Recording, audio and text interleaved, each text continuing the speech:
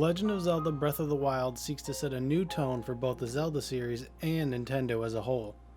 Can Breath of the Wild capture the essence that made us fall in love with Zelda to begin with, or will it fall victim to the sands of time? Check out our review and find out what we think. Anyone who has played Zelda before will know the story. Ganon is back and he's attempting to destroy everyone in Hyrule. The big difference here is that he has already succeeded in taking over Hyrule Castle and Hyrule Castle Town. Link awakens without any memories of what has happened and what his quest is. As you take your first steps out into the Great Plateau, Link stares out Hyrule Castle as if his instincts already know where he is going. Before that though, you are greeted by an old man who teaches you a few things. He will act as the tutorial for the starter area and guide you to the 4 key items that you will need to get through this world. He will teach you about shrines, towers, and even how to cook and hunt. After you finish up with him, all of Hyrule is yours to explore. Normally you'd be directed in where to go next in most any other Zelda. Breath of the Wild doesn't do much hand-holding. Yes, it tells you where to go for the main story bits, but you're not required to go there. The game says, here's the world, go explore, do what you want. There's never any pressure from a fairy or a guardian spirit constantly reminding you that the main quest is over there. The game is an explorer's dream, and anywhere you can see, for the most part, you can go. You are allowed to free climb almost any surface Link can sink his hands into. You do have a stamina bar, and when it rains, climbing isn't going to happen, but this is the most freedom you've ever had in a Zelda game. The best part about it is how you are rewarded for going wherever you want. Whether it's a Korok, a weapon, a shrine, or just some rupees, nearly every direction, mountain, rock, and river has something waiting to be found.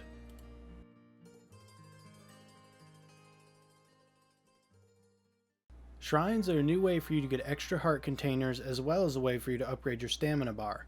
These are scattered all over the world and oftentimes will have a small puzzle or a fight you have to get through to proceed. At the end of each shrine, you will get a spirit orb, and 4 of these can be traded in for a new heart piece or to increase your stamina bar. Outside of the shrines, you have 4 normal dungeons that you would find in any other Zelda game. The way these dungeons are handled and the puzzles in them are fun, but some people may prefer the more traditional formula of collecting an item and using that item to get through the dungeon. That is not the case here. Nintendo decided to go with more mini puzzle shrines and less dungeons this time around, and I honestly didn't have much of a problem with it. The satisfaction from figuring out a puzzle in a shrine is just as good as figuring one out in a normal dungeon.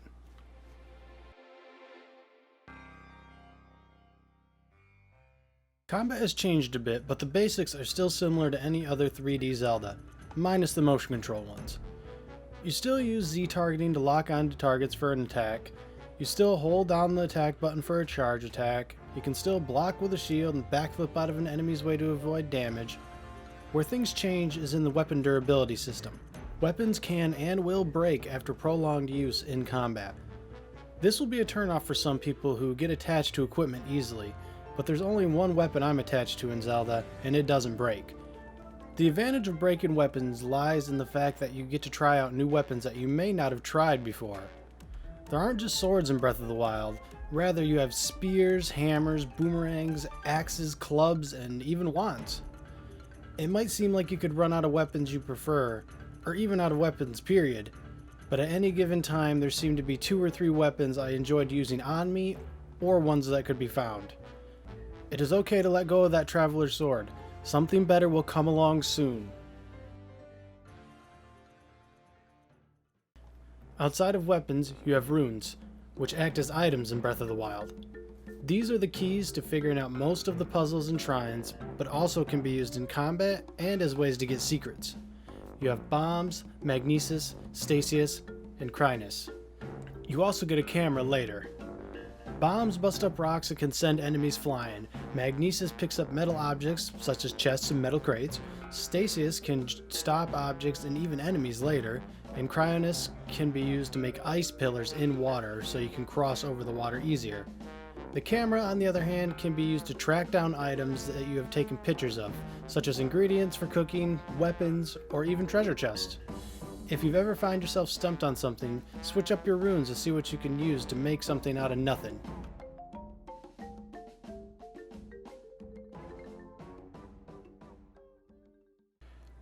Cooking plays a huge part in Breath of the Wild. Not only is it how you regenerate your HP, but it can also give you buffs to help you out.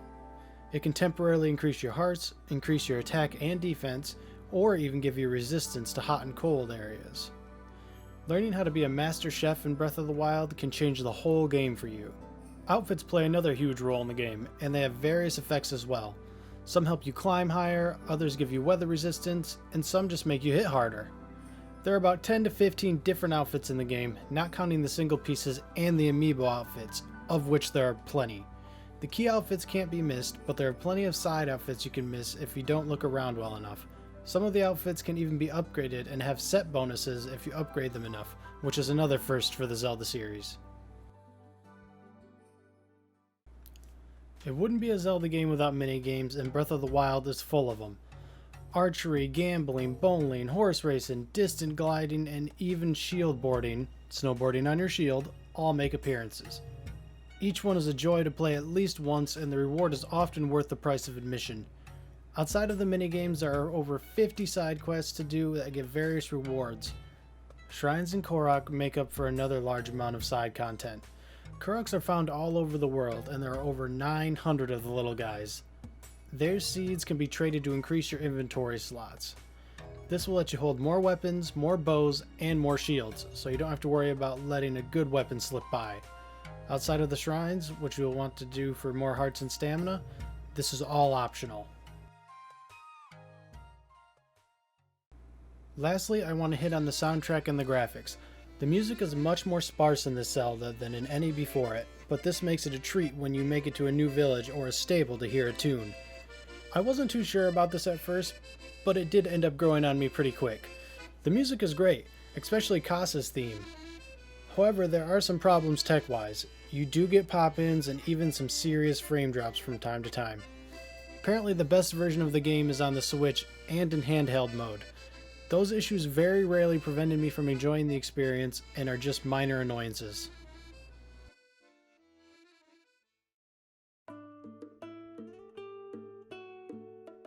Breath of the Wild does what Ocarina of Time did back in 1998. It creates a new formula for the future Zeldas to follow.